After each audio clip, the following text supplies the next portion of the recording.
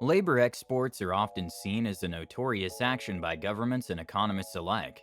They are amongst the leading killers of productivity. They hamper economic growth and only benefit the countries that these individuals migrate to, and even at times cause labor shortages in crucial sectors on the local market. But the single most important factor that this labor exportation caused is giving birth to a term called brain drain, a term that often refers to when human capital, especially highly productive ones, leave one's country. This has been the issue of numerous developing nations, from India to Indonesia, and our topic for today is the Philippines. Brain drain is cited as one of the leading causes of unproductivity in the country.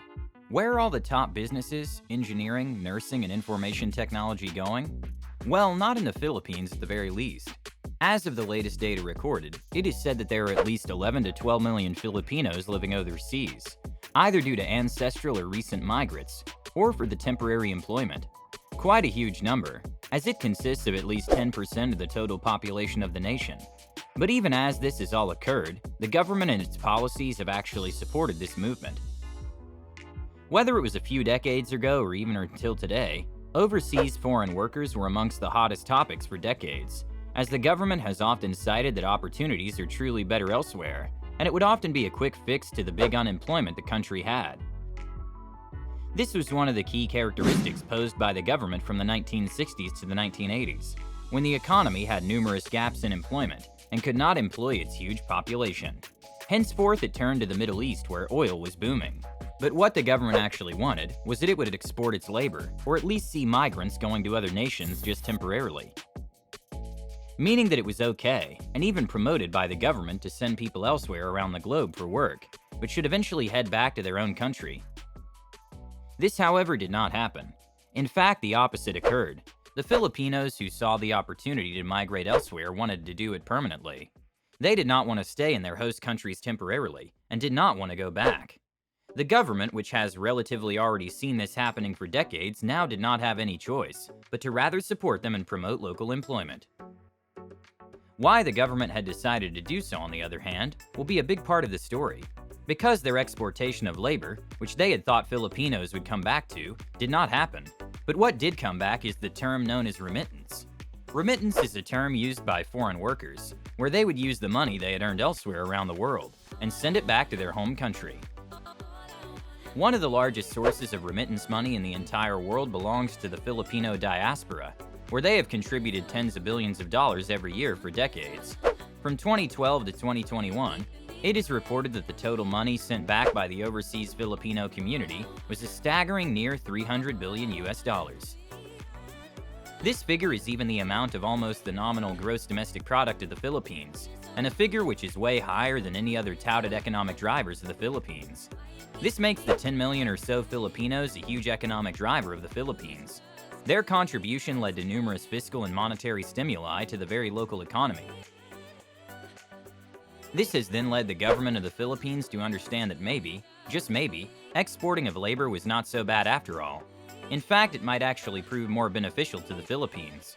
It has led to an unprecedented amount of capital pouring into the domestic economy, and it has led to the Philippines to have a huge and ever-increasing foreign exchange, reserve currency. A positive balance of payments, which has been crucial in today's landscape, where the Philippines has a troubling trade deficit, led by its strong domestic demand, and a weak export economy. Not limited to its economy, overseas Filipino workers could also have received better experience, improved knowledge, and skills had they stayed in the Philippines. The long list of the availability of technology worldwide would enable them to have, as opposed to the Philippines where technology is not as good as it is compared to, say, the United States. And ultimately, it would impact the way the very Filipino brand has been advocated worldwide. From a once unknown nation in Southeast Asia to becoming the leading source of healthcare workers and sailors. From here on out, it could tell us that labor exportation is not so bad after all. But one may ask, what about brain drain? Was that not an issue? Did it not cause unproductive measures and hurt the overall economy? Well, the thing about brain drain is that while numerous and very highly skilled, talented individuals did leave the Philippines, it could have been argued that it was all for the good. One of the reasons why Filipinos have left the country was due to a lack of opportunity. There just were no jobs or pathways for them to succeed. The infrastructure wasn't there to support them, and even the very salary of each individual was so bad that it could not produce enough to feed one's family. But with opportunities elsewhere around the world, especially in the United States, their ability to drive into success was more likely to happen there than in the Philippines. This would then increase their overall productivity rate, their ability to earn more money, and even have a bigger impact on the Philippines' economy through remittance. Furthermore, there are even cited studies about whether brain drain was actually bad for an economy. A study published in 2021 that talks about the impacts of medical worker migration from the Philippines to the US saw that human capital stock has actually increased due to individuals going to the US. The same study even found that for every single nurse to migrate, 9 more were given a license. This happened because of the idea that Filipinos would more than likely be able to go to other countries, hence switching to nursing degrees. Brain gain is then implemented rather than brain drain. Furthermore, even the government analysts and economists have applauded overseas Filipinos for their help during the recent economic crisis led by COVID-19. As the country itself saw a huge shock, the economy fell, the unemployment rate skyrocketed, and pushed back the country into a huge down spiral and chaos. What was one of the saviors during these moments was, as you already know, from the remittance. The money coming from abroad did not stop. In fact, it had supplied over $34.9 billion in the year alone, and by the coming year in 2021, it had even posted a record high figure of about $36 billion, and by the first half of 2022, amounted to $15.3 billion, a figure that was higher than last year's first 6 months. They are hailed as heroes, and should duly be, as they not only left some of their families behind in the Philippines in the name of earning money for them to live, but also had to go through hurdles and challenges due to cultural differences. The many occurrences of Filipinos around the world and the impact of the Philippine economy, which is not even limited to just remittance, should signal the fact that labor export, whether it is for the Philippines or any other nation globally, should be allowed, and even supported in doing so. Not only are they helping their nation, but they are contributing to the overall growth of the nations they reside in.